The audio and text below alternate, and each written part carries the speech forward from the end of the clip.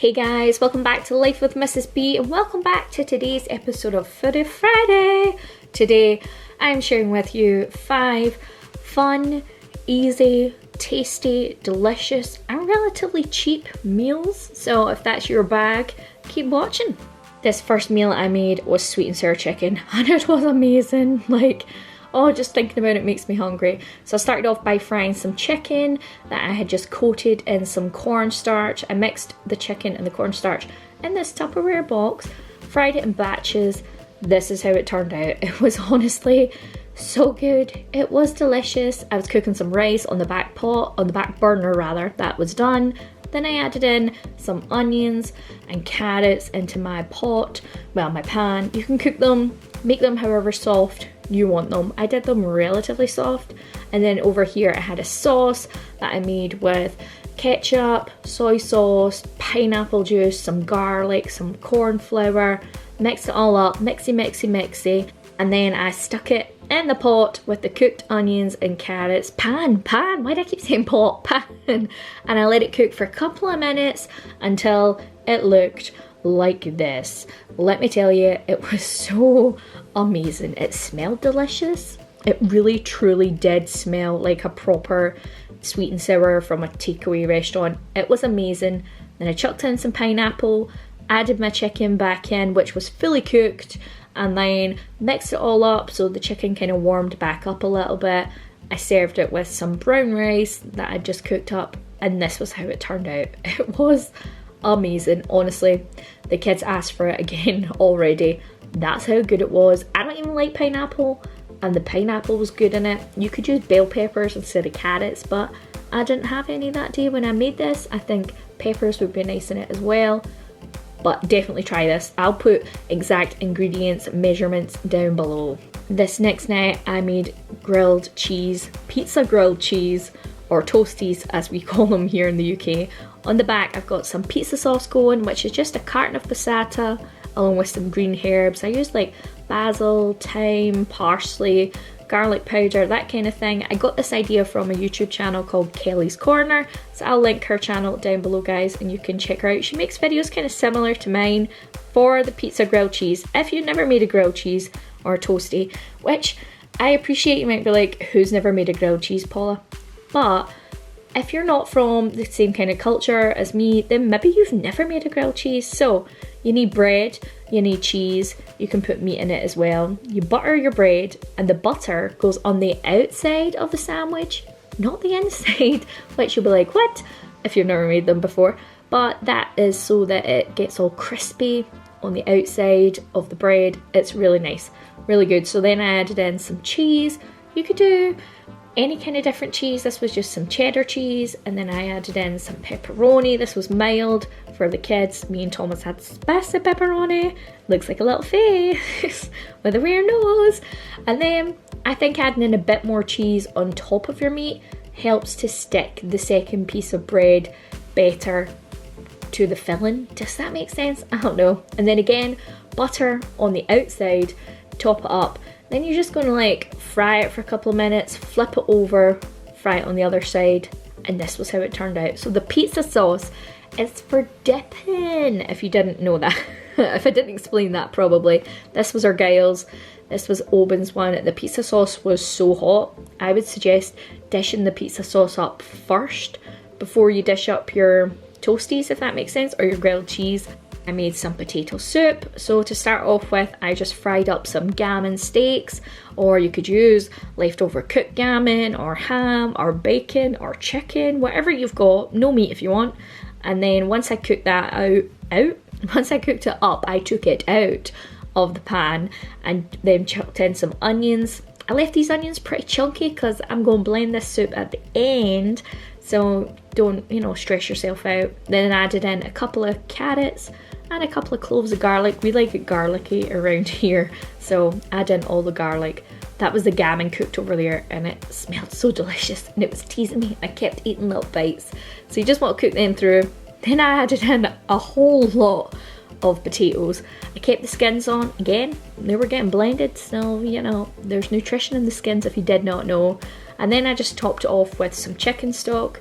You could use any kind of stock you want, or just water, well maybe not water, but like veggie stock, whatever you want, ham stock, that would be cool as well. Then I let it cook until the potatoes were cooked and added in. Then we're going to add in 2 tubs of soft cheese and the gammon.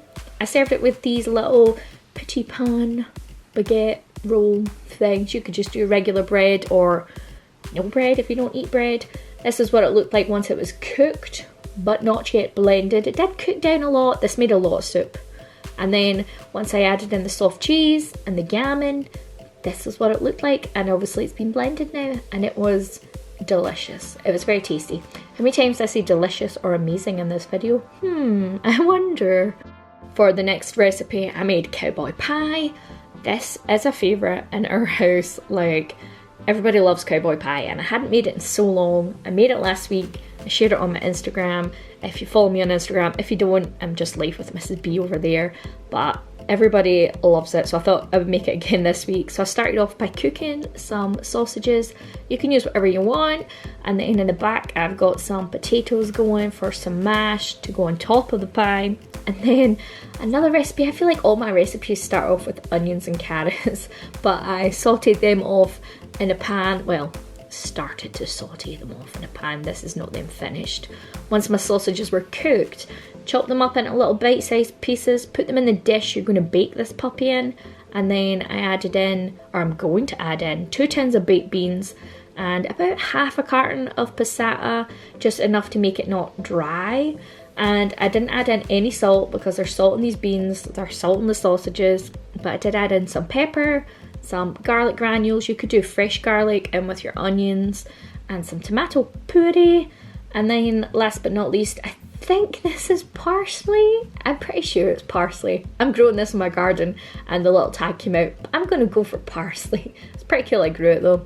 So add that all in, and your now sauteed onions and carrots. And you're just going to mix it all up in the dish. I don't do it in the pan because then it makes the pan a mess.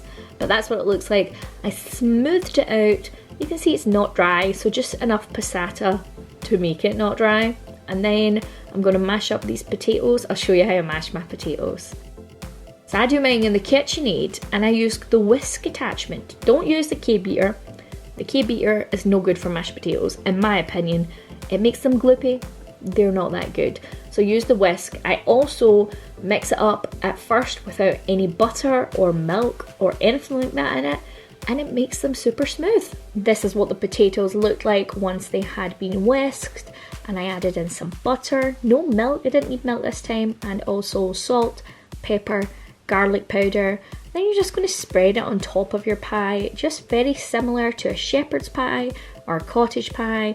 I like to take a fork and floof up the top so that it's got these little ridges in it. Then when you cook it in the oven, because that's what you're going to do in a minute, it gets all crispy. And those little bits on top, they get like extra crispy. Oh, it's so good. But definitely put this on a baking tray before you put it in the oven, because the beans like bubble up and come out sometimes and it makes a mess in your oven. See, this is what I'm talking about.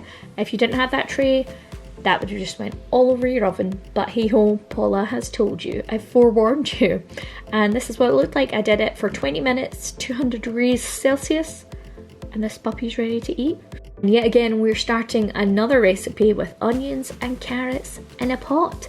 Let's be honest, onions and carrots don't taste like a whole lot once they're mixed into stuff.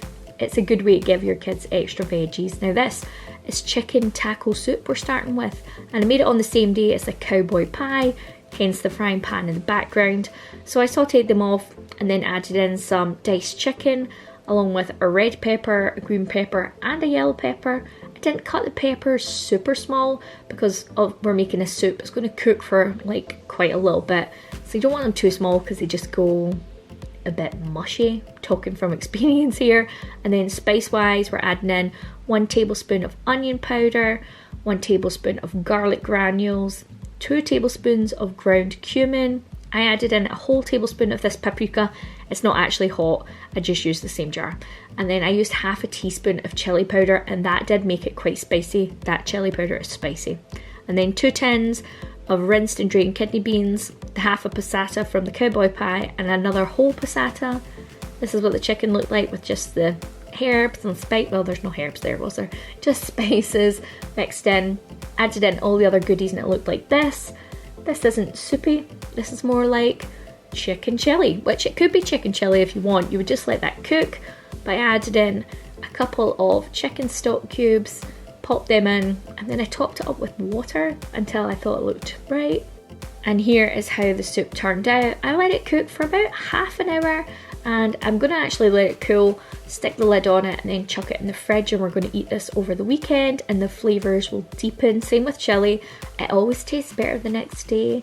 You could use beef in this if you want instead of the chicken. You could also do it in the slow cooker, which would be easy enough to do, but this tastes delicious. It smells just like chili. It tastes very similar to chili, but it's more soupy. We'll serve it with some cheese on top.